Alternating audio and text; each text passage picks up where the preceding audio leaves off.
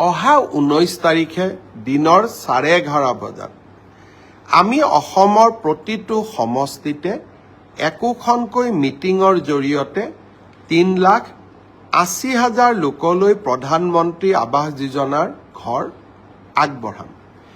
বহুতে মোক কেতিয়াবা প্ৰশ্ন কৰে যে পকা ঘৰ থকা লোকেও প্ৰধানমন্ত্ৰী আৱাস যোজনাৰ ঘৰ পাইছে।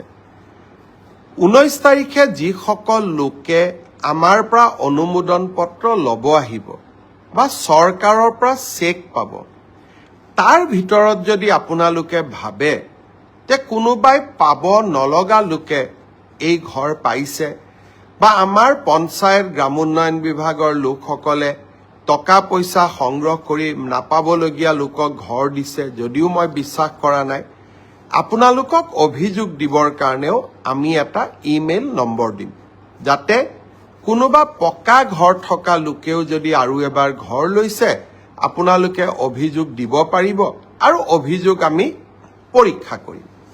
কিন্তু এতিয়া মই এটা নতুন কথা আপোনালোকক ক'ব খুজিছোঁ।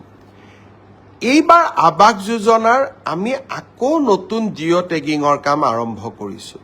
জিঅ' টেগিং মানে আপোনাৰ ঘৰখনৰ ফটো লৈ আমি তাক আপলোড কৰিম আৰু যদি ঘৰ পোৱাৰ যোগ্য, অহাবাৰ ঘৰ পোৱাৰ তালিকাত আপোনালোকৰ নাম আমি সন্নিৱিষ্ট কৰিম।